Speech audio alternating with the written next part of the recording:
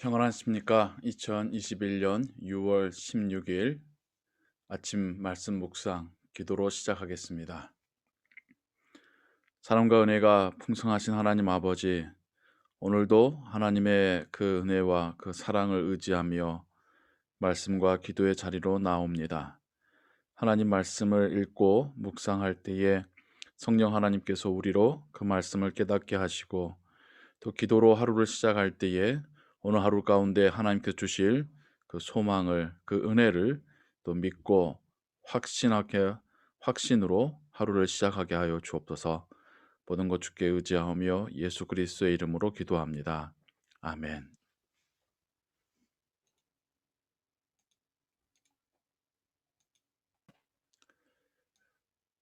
오늘은 사무엘상 4장에서 6장까지를 읽으시기 바랍니다.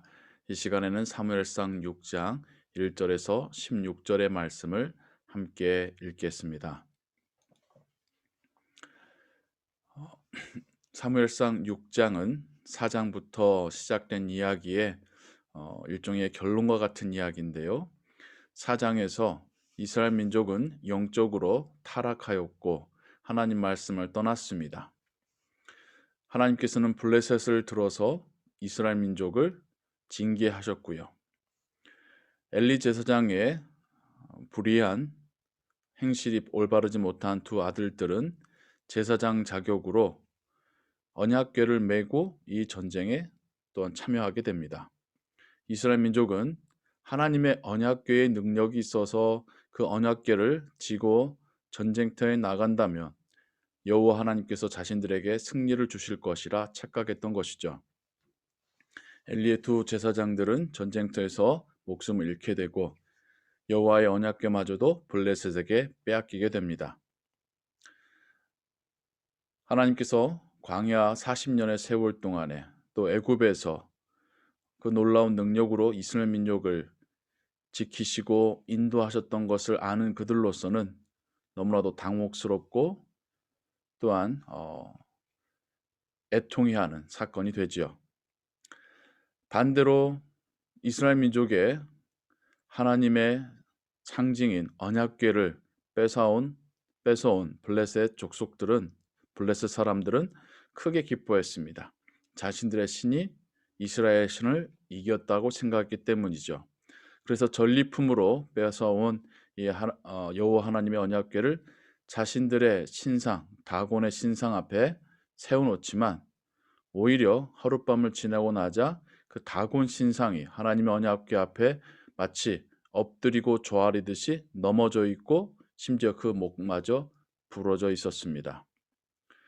부정하게 여긴 블레셋 사람들은 그 신상을 하나님의 언약궤를 아스도 지방으로 또 옮기지만 그곳에 일어난 각종 질병으로 인해서 블레셋 사람들은 자신들이 가져온 여호와의 언약궤로 인하여 자신들이 어, 여호와 하나님의 진노를 사게 되었다라고 생각하게 됩니다. 그래서 그들은 속히 하나님의 언약궤를 다시 이스라엘 사람들에게 보내줄 것을 결정하게 되는데요. 마지막까지도 정말 이것이 우연히 일어난 것인지 아니면 여호와 하나님이 자신들의 신보다 더 강하기 때문에 일어난 일인지를 시험코자 했었습니다. 여호와의 언약궤가 이스라엘 사람들의 지방에 있은 지 7달이라 7개월 동안 있었다는 말이죠.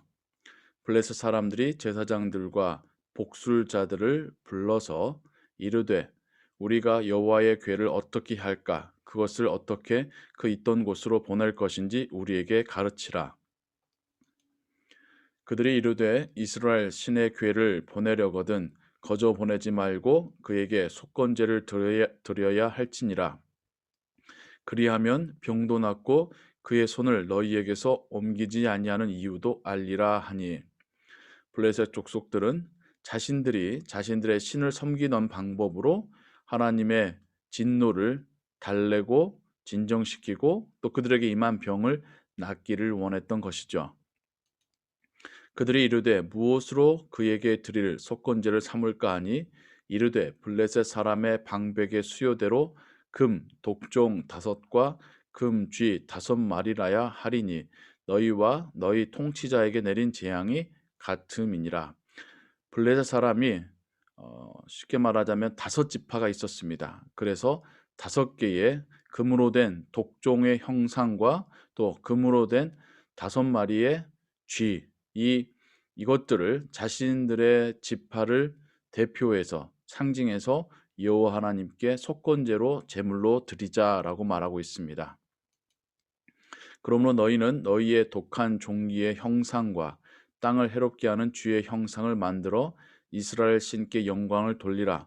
그가 혹 그의 손을 너희와 너희의 신들과 너희 땅에서 가볍게 하실까 하노라. 애굽인과 바로가 그들의 마음을 완악하게 한 것 같이 어찌하여 너희가 너희의 마음을 완악하게 하겠느냐. 그가 그들 중에서 재앙을 내린 후에 그들이 백성을 가게 함으로 백성이 떠나지 아니하였느냐. 블레셋 족속들도 하나님께서 애굽에서 애굽의 신들과 애굽의 왕과 또 애굽의 신하들과 군대를 치시고 이스라엘 민족을 구원하여 데리고 나오신 사건들을 들어서 알고 있었던 것입니다. 애굽에 일어났었던 일과 같은 것이 또 자기들에게 일어나기 전에 어서 하나님의 언약궤를 돌려보내자는 것이죠. 그러므로 새 수레를 하나 만들고 멍에를 메어 보지 아니한 전나는 소 두 마리를 끌어다가 소의 수레를 메우고 그 송아지들은 떼어 집으로 돌려보내고 하나님의 언약궤는 레위 지파가 그 중에서도 고앗 자손들이 어깨에 메고 운반해야 하는 것입니다. 하지만 그것을 알 턱이 없는 블레셋 사람들은 자기들 딴에 정중하게 돌려보낸다는 뜻으로 한 번도 어떤 사람이나 어떤 물건을 실어보지 않은 새 수레를 만들어서 그 위에 실었고 또 멍에를 메어보지 아니하는 소 두 마리로 끌게 하였습니다. 그런데 이 소 두 마리는 젖이 난다고 했습니다. 젖이 나는 이유는 새끼를 베고 낳기 때문이겠죠. 그리고 그 새끼들은 집으로 돌려 보내라는 것이죠. 그래서 동물도 본성적으로 가지고 있는 그 모성애로 집으로 돌아가서 송아지에게 갈 것인지 아니면 멍에를 메고 앞으로 나아갈 것인지를 시험하고자 했던 것입니다. 여호와의 궤를 가져다가 수레에 싣고 속건제로 드릴 금으로 만든 물건들은 상자에 담아 궤 곁에 두고 그것을 보내어 가게 하고 보고 있다가 만일 궤가 그 본 지역 길로 올라가서 벳세메스로 가면 이 큰 재앙은 그가 우리에게 내린 것이요 그렇지 아니하면 우리를 친 것이 그의 손이 아니요 우연히 당한 것인 줄 알리라 하니라. 벳세메스는 이스라엘 지경과 블레셋 지경에 가장 가까운 성이었습니다. 그래서 그들은 유대의 지역으로 하나님의 언약궤를 보내려 하고요. 이때에 동물들마저도 심지어 자신들의 새끼들이 떨어져 있음에도 불구하고 계속해서 벳세메스로 올라간다면 이것은 여호와 하나님께서 행하신 일이라는 것을 인정하자라는 것이죠. 만약 그렇지 않다면 이것은 여호와의 역사하심이 아니라 우연히 일어난 것으로 자신들이 판단할 수 있을 거라는 것입니다. 그들의 모습이 하나님을 믿음에도 불구하고 이게 하나님의 뜻인지 아닌지를 시험하고자 하는 많은 그리스도인들의 모습과 참 많이 흡사합니다. 믿음이라는 것은 하나님의 주인 되심을 믿는 것입니다.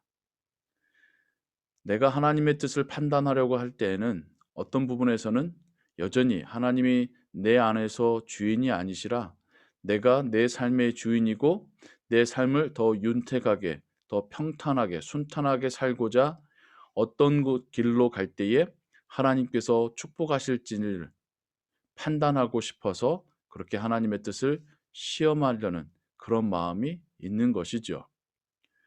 하나님을 믿는다고 하지만 여전히 세상의 종교에서 또 우상 신들에게 하는 그런 신앙의 모습으로 하나님을 섬기는 것은 결코 바른 신앙의 모습이라 할 수 없습니다. 우리 때문에 믿는 하나님이 아니라 하나님 때문에 우리가 하나님을 믿는 것입니다. 그 사람들이 그같이 하여 전 나는 소 둘을 끌어다가 수레를 메우고 송아지들은 집에 가두고 여호와의 궤와 및 금쥐와 그들의 독종의 형상을 담은 상자를 수레 위에 실으니 암소가 벳세메스 길로 바로 행하여 대로로 가며 갈 때에 울고 좌우로 치우치지 아니하였고 블레셋 방백들은 벳세메스 경계선까지 따라가니라. 되어지는 일들이 여호와 하나님의 뜻으로 인하여 일어났다라는 것을 하나님께서는 이스라엘 민족에게나 블레셋 민족에게나 동일하게 보여주고 계십니다. 본능으로 살아가는 동물들마저도 하나님께서 사용하실 때에 그 길이 자신들의 송아지를 떠나서 또 자신들이 죽음을 당할 길로 가는 것을 그들의 본능으로 알았음에도 불구하고 순순히 순종하며 올라가고 있습니다. 오히려 이스라엘 민족보다 이 두 암소가 더 하나님의 말씀에 순종하는 것 같아서 참 읽고 묵상하면서도 씁쓸한 기분이 듭니다. 베세메스 사람들이 골짜기에서 밀을 베다가 눈을 들어 궤를 보고 그 본 것을 기뻐하더니 수레가 베세메스 사람 여호수아의 밭 큰 돌 있는 곳에 이르러 선지라 무리가 수레의 나무를 패고 그 암소들을 번제물로 여호와께 드리고 레위인은 여호와의 궤와 그 궤와 함께 있는 금 보물 담긴 상자를 내려다가 큰 돌 위에 두매 그날에 베세메스 사람들이 여호와께 번제와 다른 제사를 드리니라. 블레셋 다섯 방백이 이곳을 보고 그 날에 에그론으로 돌아갔더라. 하나님의 언약궤가 다시 이스라엘 땅으로 돌아가는 그 이야기를 통하여서 빼앗긴 것은 사람이지만 다시 돌려보내시고 돌아오시는 하나님을 우리가 묵상하게 됩니다. 그리고 자신들의 신을 섬기던 블레셋 사람들마저도 여호와 하나님을 인정하며 또 그분의 징계를 두려워하고 있는 모습도 보게 되고요. 말할 줄 모르는 짐승들마저도 하나님의 뜻에 순종하는 것을 보게 됩니다. 그것에 비교하자면 하나님을 알고도 있고 율법도 받았고 하나님을 믿는다고 말했었던 이스라엘 민족이 이 이야기 가운데서 가장 믿음 없는 사람으로 등장하고 있습니다.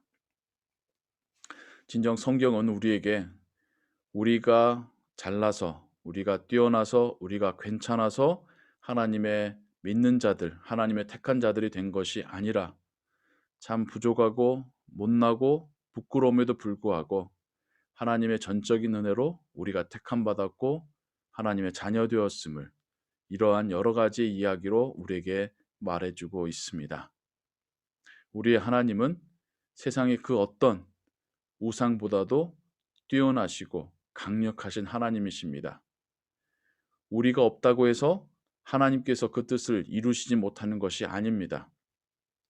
부족한 우리 때문에도 하나님은 더욱더 그 능력을 드러내시며 또 그 뜻을 이루어 가실 것입니다. 우리가 믿고 우리의 주인 삼은 하나님이 그런 하나님이십니다. 오늘도 우리가 하나님을 온전한 방법으로 예배하고 섬기고 그 말씀에 순종하는 하루 되기를 원합니다. 세상의 신들도 그 앞에서 겸손하게 머리를 조아리고 하나님을 알지 못하던 자들도 하나님을 인정하게 하는 것이 하나님의 능력입니다. 그러면 하나님의 부름받고 택함받고 또 죄 씻음 받고 하나님의 자녀된 우리는 더욱더 하나님을 경외해야 할 줄로 믿습니다. 하나님을 경외한다는 것은 하나님을 사랑하며 또 그분의 주인 되심을 인정하며 또 그 말씀 순종하기에 힘쓰는 것입니다. 또한 동시에 하나님께서 금하신 죄를 짓는 것을 두려워할 줄 아는 것이 경외함이고 잠언은 이러한 하나님을 경외하는 것이 지혜다라고 말씀하고 있습니다. 오늘 우리가 지혜롭게 살기를 원합니다. 오늘 우리가 하나님을 더 사랑하고 더 경외하는 하루로 살기를 원합니다. 그렇게 하나님의 은혜를 경험하시고 또 하나님께 쓰임 받는 오늘 하루 되시기를 주님의 이름으로 축원합니다. 기도하겠습니다. 하나님 아버지, 이스라엘 민족이 빼앗긴 언약궤를 하나님께서 돌려보내십니다. 이방인들의 손을 빌어서 또 말 못하는 짐승을 사용하셔서 하나님의 언약궤가 이스라엘 땅으로, 가나안 땅으로, 약속하신 곳으로 돌아가게 하십니다. 참으로 하나님의 능력이며 또 하나님께서 뜻하신 바를 이루심을 우리가 성경을 통해서 보게 됩니다. 지금도 하나님의 선교는 이루어져 가고 있으며 또 아무리 세상에 죄가 어두워지고 악해져도 하나님은 그 뜻을, 그 계획을 이루실 줄로 믿습니다. 우리가 그 하나님의 선교에 순종하며 쓰임받게 되기를 원합니다. 하나님을 경외하며 또 하나님을 사랑하며 살아가기를 원합니다. 하나님, 오늘 하루도 우리와 동행하시고 우리에게 은혜 베풀어 주옵소서. 예수 그리스도의 이름으로 기도하옵나이다. 아멘. 주기도문 고백합니다. 하늘에 계신 우리 아버지여, 이름이 거룩히 여김을 받으시오며 나라의 임하옵시며 뜻이 하늘에서 이룬 것 같이 땅에서도 이루어지이다. 오늘날 우리에게 일용할 양식을 주옵시고 우리가 우리에게 죄 지은 자를 사하여 준 것 같이 우리 죄를 사하여 주옵시고 우리를 시험에 들게 하지 마옵시고 다만 악에서 구하옵소서. 대개 나라와 권세와 영광이 아버지께 영원히 있사옵나이다. 아멘. 계속해서 찬양과 함께 하나님께 기도 드리시고 또 오늘 하루도 하나님의 은혜 가운데 평안한 하루 되시기 바랍니다.